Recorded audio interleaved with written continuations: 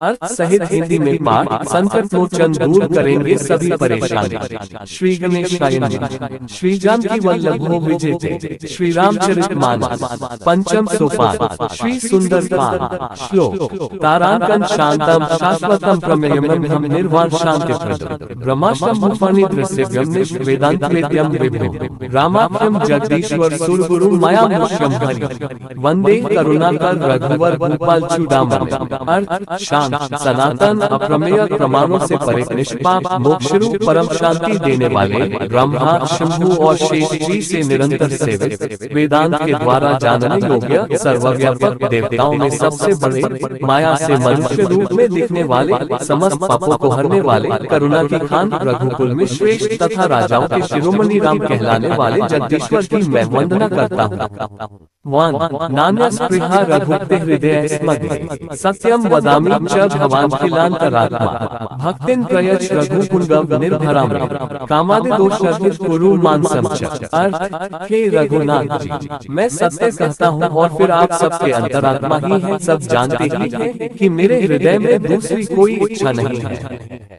हे रघुकुल श्रेष्ठ, मुझे अपनी निर्भरपूर्ण भक्ति दीजिए और मेरे मन को काम आदि दोषों से रहित कीजिए। अतुलित बलधामा हेम शैलाब्दे धनुष्वन् कृष्णानु ज्ञानी नाम रघुवन सकल गुण निधान वानरा नाम रघुपति प्रिय भक्तम वातजातम नमामि। अर्थ अतुल बल के धाम सोने के पर्वत सुमेरु के समान कांति युक्त शरीर वाले दैत्य रूपी वन को ध्वंस करने के लिए अग्नि रूप ज्ञानियों में अग्रगण्य संपूर्ण गुणों के निधान वानरों के स्वामी श्री रघुनाथ जी के प्रिय भक्त पवन पुत्र श्री हनुमान जी को मैं प्रणाम करता हूँ। चौपाई। तारांकन जामवंत के वचन सुहाए सुनी हनुमंत हृदय अति भाए तब लगी मोहि परिखेहु तुम भाए सही दुख कंद मूल फल खाए। अर्थ जामवान के सुंदर वचन सुनकर हनुमान जी के हृदय को बहुत ही भाए। वे बोले हे भाई, तुम लोग दुख सहकर कंद मूल फल खाकर तब तक मेरी राह देखना। तारांकन जब लगी आवसी थी देखी होई ही काजू मोही हर्ष विशेष ये कही नाय सबंधी कहूँ माता चले हर्षि हिया धरी रघुनाथा। अर्थ जब तक मैं सीता जी को देखकर लौट ना काम अवश्य होगा क्योंकि मुझे बहुत ही हर्ष हो रहा है। ये कहकर और सबको मस्तक नवाकर तथा हृदय में श्री रघुनाथ जी को धारण करके जी हर्षित होकर चले। तारांकन सिंधु तीर एक भूधर सुंदर कौतुक कूदी चढ़ेउ ताऊ पर बार बार रघुवीर संभारी तरकेउ पवन तनय बल भारी। अर्थ समुद्र के तीर पर एक सुंदर पर्वत था। हनुमान जी खेल से ही अनायास ही कूदकर उसके ऊपर जा चढ़े और बार बार श्री रघुवीर का स्मरण करके अत्यंत बलवान हनुमान जी उस पर से बड़े वेग से उछले। तारांकन जेहि गिरि चरण देहि हनुमंता चले सोगा पाताल तुरंत जिमि अमोघ रघुपति कर बाना एहि भांति चलेउ हनुमाना। अर्थ जिस पर्वत पर जी पैर रखकर चले जिस पर से वे उछले वह तुरंत ही पाताल में धंस गया। जैसे श्री रघुनाथ जी का अमोघ बाण चलता है उसी तरह हनुमान जी चले। जल निधि रघुपति दूत बिचारी ते मैना मोहि श्रम हारी। अर्थ समुद्र ने उन्हें श्री रघुनाथ जी का दूत समझकर मैना पर्वत से कहा कि हे मैना, तू इनकी थकावट दूर करने वाला हो अर्थात अपने ऊपर इन्हें विश्राम दे। तारांकन हनुमान तेहि परसाकर पुनि कीन्ह प्रणाम राम काजू कीन्हे बिनु मोहि कहाँ विश्राम। राम काजू कीन्हे बिनु मोहि कहाँ विश्राम। अर्थ हनुमान जी ने उसे हाथ से छू दिया फिर प्रणाम करके कहा भाई श्री रामचंद्र जी का काम किए बिना मुझे विश्राम कहा। चौपाई। तारांकन जात पवन सुख देवन देखे जाने कहूँ बल बुद्धि विशेषा सुरसा नाम अहिम कई माता पठिन ही आए कहीं ते ही बाता। अर्थ देवताओं ने पवन पुत्र जी को जाते हुए देखा। उनकी विशेष बल बुद्धि को जानने के लिए परीक्षा उन्होंने सुरसा नामक सर्पों की माता को भेजा। उसने आकर हनुमान जी से यह बात कही। वन तारांकन आजू सुरंग मोहि दीन हारा सुनत बचन कह पवन कुमारा राम काजू करी फिरी मैं आऊं सीता कही सुधी प्रभु ही सुनाऊं।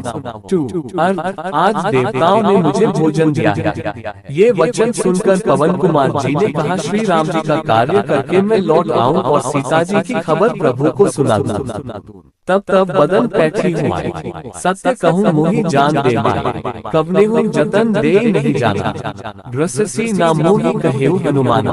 थ्री अर्थ तब मैं आकर तुम्हारे मुंह में घुस जाऊंगा तुम मुझे खा लेना।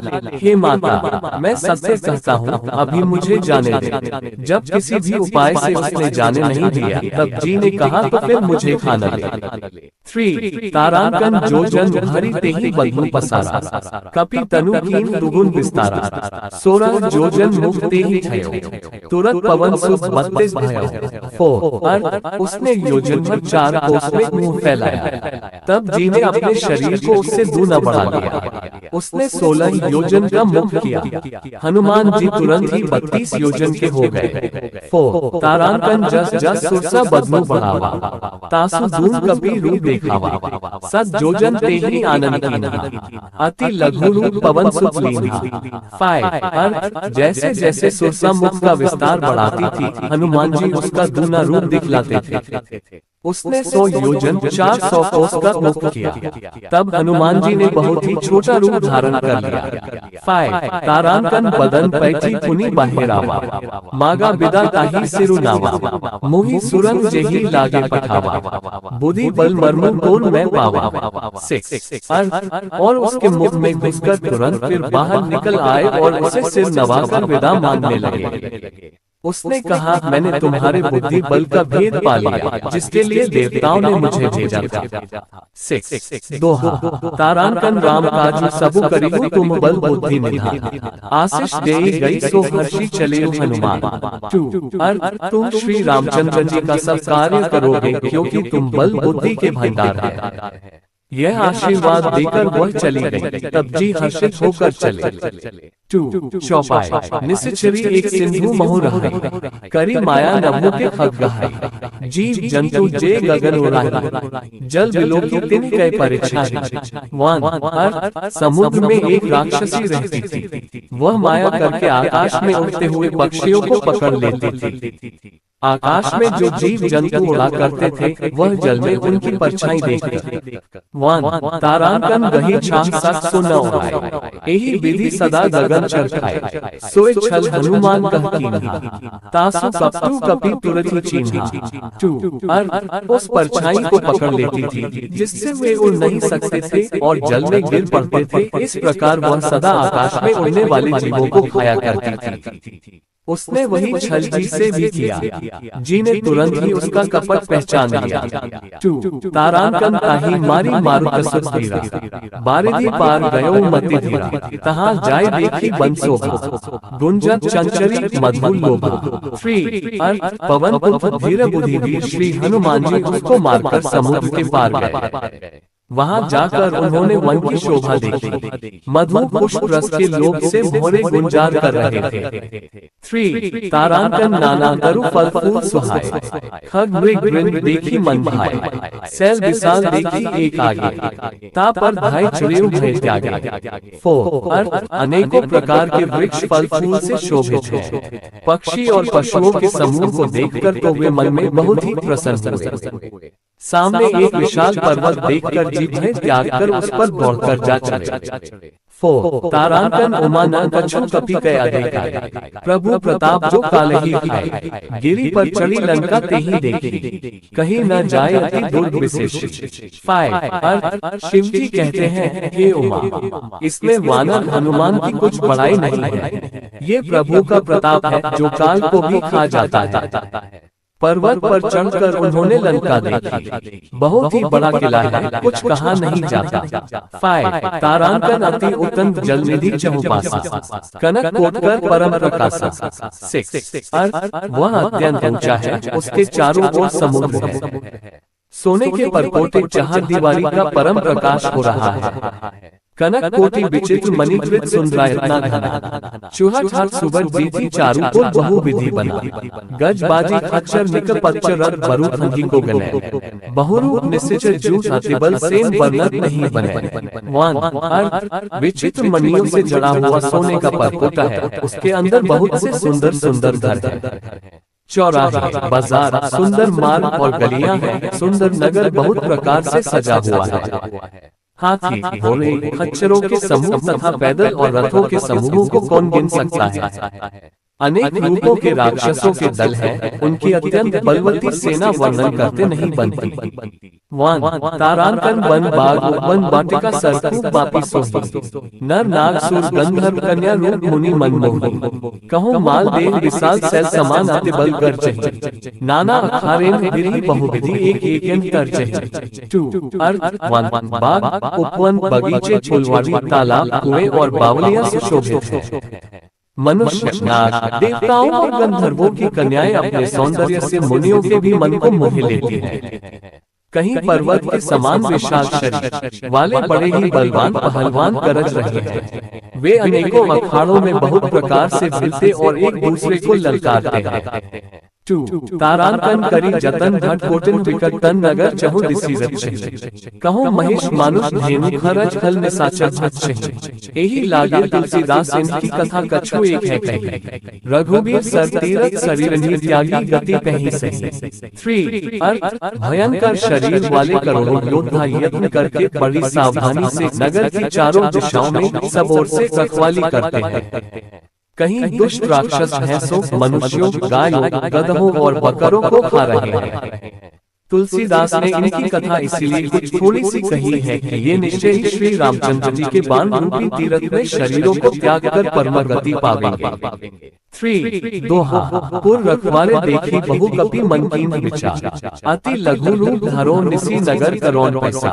3 अर्थ नगर के बहुसंख्यक रखवालों को देखकर जी ने मन में विचार किया कि अत्यंत छोटा रूप धरूं और रात के समय नगर में प्रवेश करूं। चौपाई तारांकन मसक समान रूप कपि धरी, लंकही चले सुमिरी नरहरि, नाम लंकिनी एक निश्चरी, सो कह चले सी मोही निंदरी। वान अर्थ हनुमान जी मच्छर के समान छोटा सा रूप धारण कर नर रूप से लीला करने वाले भगवान श्री रामचंद्र जी का स्मरण करके लंका को चले। लंका के द्वार पर लंकिनी नाम की एक राक्षसी रहती थी। वह बोली मेरा निरादर करके बिना मुझसे पूछे कहाँ चला जा रहा है।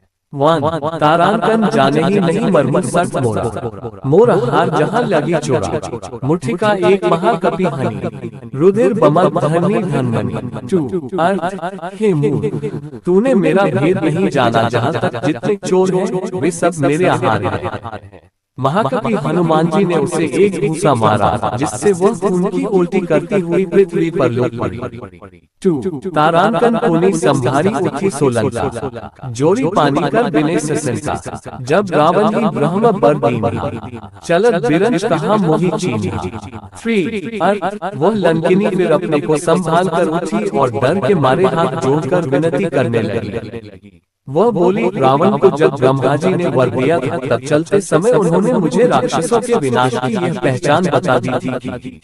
3 तारांकन विकल हो सीते कपि के मारे, तब जाने सु निश्चय संधारे, तात मोर अति पुण्य बहुता, देखियो नयन राम कर दूता। 4 अर्थ जब तू बंदर के मारने से व्याकुल हो जाए तब तू राक्षसों का संहार हुआ जान लेना। हे तात मेरे बड़े पुण्य हैं जो मैं श्री रामचंद्र जी के दूत आपको नेत्रों से देख पाए। 4 दोहा तारांकन तात स्वर्ग अपर सुख धरिया तुला एक, तू न ताहि सकल मिली जो सुख लव सत्संग। 4 अर्थ हे तात स्वर्ग और मोक्ष के सब सुखों को तराजू के एक पलड़े में रखा जाए तो भी वे सब मिलकर दूसरे पलड़े पर रखे हुए उस सुख के बराबर नहीं हो सकते जो लव क्षण मात्र के सत्संग से होता है। चौपाई तारांकन प्रबिसी नगर कीजे सब काजा, हृदय राखी कौशलपुर राजा, गरल सुधा रिपु करही मिटाई, गोपद सिंधु अनल सितलाई। अयोध्यापुरी के राजा श्री रघुनाथ जी को हृदय में रखे हुए नगर में प्रवेश करके सब काम कीजिए। उसके लिए विष अमृत हो जाता है, शत्रु मित्रता करने लगते हैं, समुद्र गाय के खुर के बराबर हो जाता है, अग्नि में शीतलता आ जाती है। तारांकन गरुड़ सुमेरु रेणु समताहि, राम कृपा करी चित जाहि, अति लघु रूप धरेउ हनुमान, पैठा नगर सुमेरी भगवान। और ये गरुड़ सुमेरु पर्वत उसके लिए रज के समान हो जाता है, जिसे श्री रामचंद्र जी ने एक बार कृपा करके देख लिया। तब जी ने बहुत ही छोटा रूप धारण किया और भगवान का स्मरण करके नगर में प्रवेश किया।